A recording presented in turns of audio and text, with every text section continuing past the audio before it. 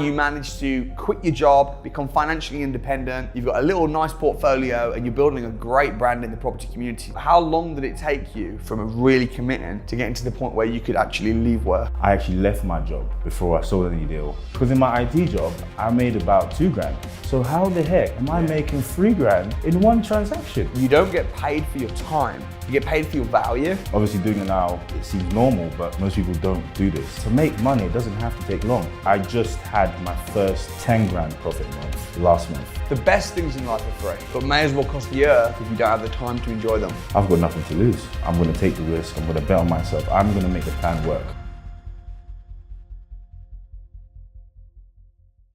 Ellie Henry from Henry Homes, how you doing today, bro? I'm good, Sam. Thanks for coming down, I really appreciate your time. So, you are now a full-time property investor entrepreneur. I am indeed, yeah. Congratulations. Thank you so much, thank you. Tell me about what made you want to get into property in the first place, and then I want to go through your story, how you managed to quit your job, become financially independent, you've got a little nice portfolio, and you're building a great brand in the property community. So we're going to be learning a lot of nuggets. But firstly, what was it about property that got you interested in doing it in the first place? First of all, I want to say thank you to my Lord Jesus Christ. It's why I'm here today. He's the main reason. I always thought kind of I'd be in business. So from a young age of about 14 to 16, my best subject in school was business as well as French, the other language that I speak. And my goal and aspiration was either playing football or get into business. I bought my first property in 2017, about 5 years ago. And my parents pushed me to do that. So I kind of knew I wanted to do some kind of business, but it was only last year, after a few tries, other ventures like clothing, podcasting, where I came across property. And that's kind of the thing that stuck the most. So you're kind of like a natural entrepreneur. How old are you? 27. 27. Do you think a lot of people have got like a natural entrepreneurial flair in them, but they're just sort of caged in their job and it never comes out? Yeah, 100%. Even like going to school, I was the one selling foods and whatnot to make money. So I think probably as you grow, it kind of gets dumbed down. It does. And even when you're a kid, if you're a kid and you say to your teacher, I want to be an astronaut, a football player, they'll tell you to be realistic. Correct. Get good exams, then go to college or uni, get a job, settle down. So how did you end up working in a job as what we did, finance IT? Yeah, finance IT. So actually, I went to uni before that and I dropped out after about 2 years. What were you studying? I was studying economics. But for what I wanted to do in finance, I kind of realized, well, even if I'm not doing business, for what I want to do, this degree doesn't really make sense. Parents didn't agree with me, but I did it anyway. Of course they didn't, because every parent wants their kid to go to uni. Yeah, 100%. So you went to uni just in economics with the view of getting into finance? Yeah. And what kind of finance did you want to be doing? Or were you one of those guys that just went to uni just because? I was thinking maybe like to be an analyst of some sort.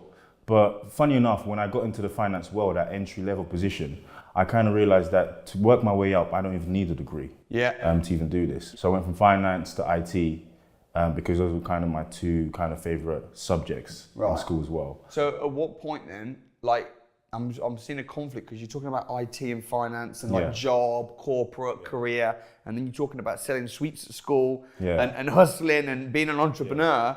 So what happened? So during that time, I kind of realized that I was going to be patient enough. It was around the age of 22. Be patient enough in whatever job I was working to try other, entrepreneurial ventures while I was working until I found the right one. I don't know why, but I kind of had the inkling from when I got that finance job when I was about 21 that I wouldn't work my way up because I saw people working their way up and they just became so time poor. They became like slaves to their jobs. So I kind of just stayed at a steady position. That's true, bro. You know what? The amount of people that, because the thing is they go to uni, they get a job, and then the next thing is that you want a pay rise, you want a promotion.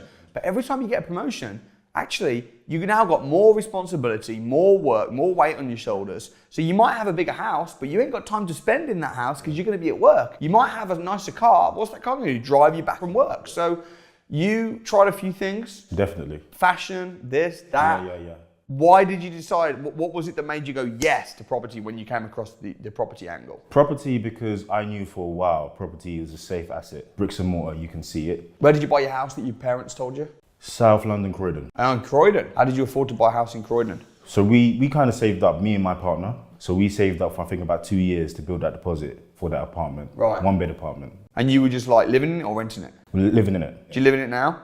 No, not anymore now. Nah, all changed up. Everything's switched. Exactly. Yeah. So you come along to my crash course, I think it was. Correct. And then what happened? So I came along, so even prior to that, I was watching your videos. It's funny, a few years ago, I came across one of your videos, Financial Freedom Challenge, and you kind of stuck out to me, but I never pursued further. But I came across it last year summer, around June, July, and I thought, I can see the results, I can see what you're doing in other people's lives, and this is my opportunity to jump. I will continue trying until I find what works for me. So then I came to the £1 crash course in July 2022. Nice, so last year now. Yeah. So your strategy has been, you've been doing rent-to-rent, serviced accommodation, you've been doing deal sourcing, you've been doing kind of a bit of everything. How long did it take you from really committing to getting to the point where you could actually leave work and become, financially independent? Well, that's a really interesting one because in a kind of an anomaly kind of situation, I actually left my job before I sold any deal. And going back to the point of my apartment, so I moved out of my apartment into a bigger place to use the apartment I was living in, get it refurbed, touched up as a service accommodation. Okay, of course. Yeah. When you saw how much money you can make a service accommodation, you got to think, well, I've got to be resourceful. I already got a house. Yeah. And you turn that house into serviced accommodation. Yeah. It was really like fearful kind of situation because, I'm sure a lot of people who are working right now, just going from paycheck to paycheck, would be quite afraid to leave their job for any kind of reason. I didn't have any safety net. I didn't have any savings. How did you afford to join the academy? I didn't have the money, so used someone else's money. I basically got a loan, and I've been working with people to let people know, I got a loan. It was my own money, but because of the results that I saw, and I really wanted to bet on myself, I thought, you know what?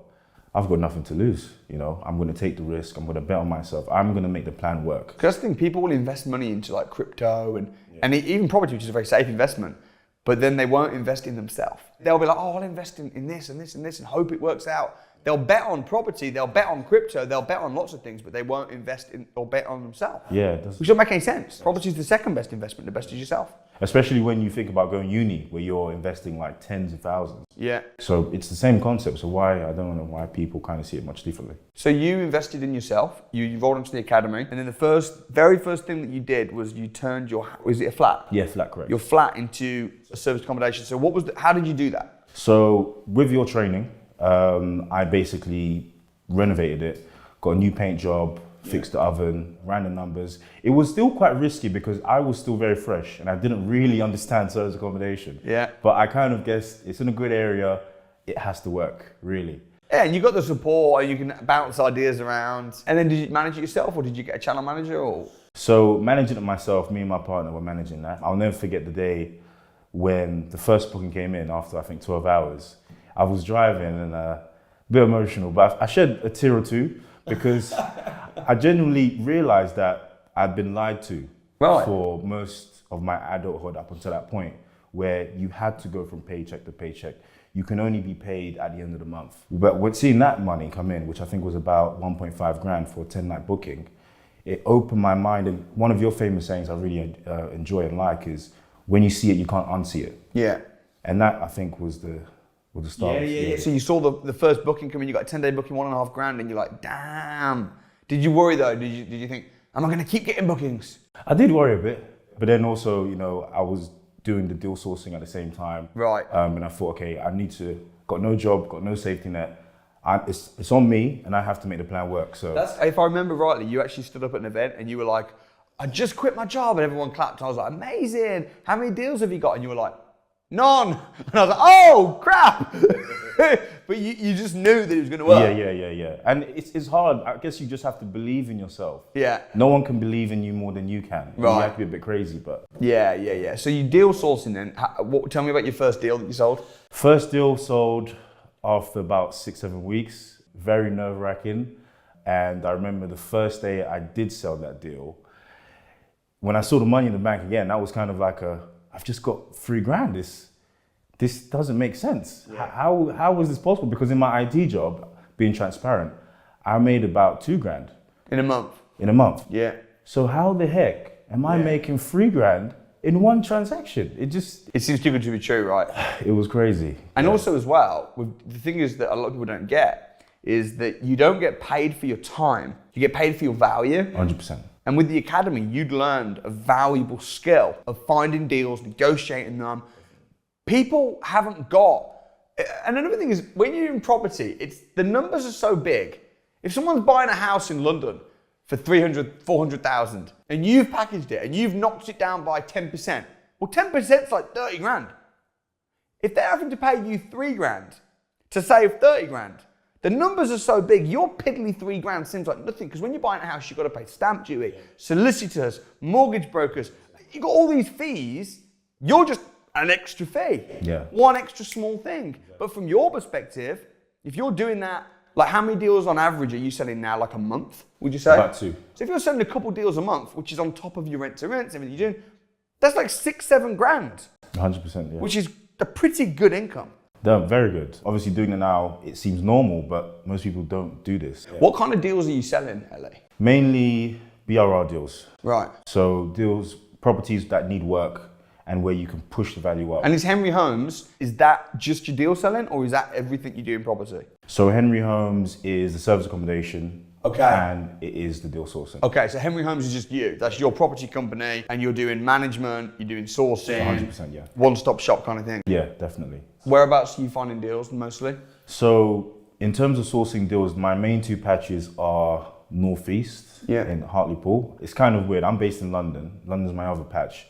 But how I came across that and built a power team was literally, I think I watched one of your videos again, and I wanted to offer clients the high-end London properties, expensive, Northeast, cheaper up there, buy low, rent high. Yeah. And I just called a few agents, and an agent put me in touch with a builder. I went up there to Hartlepool, met the builder. We've now got a relationship where I can trust him to quote the work and carry out the work and even do viewings for me. In fact, my first deal, I didn't see the property. He viewed it for me. So you're doing remote deal sourcing? Partly, yeah. Which I know we were just chatting with Ross, and Ross was saying to me, dude, he's saying, I live in the Northeast and I'm deal sourcing in the Northeast. Henry Homes is selling more deals than me in my patch, and Henry Homes aren't even coming here. They've just got connections everywhere, and they're sending builders and using this and this and this. So it's an interesting concept. Talk to me about remote deal selling.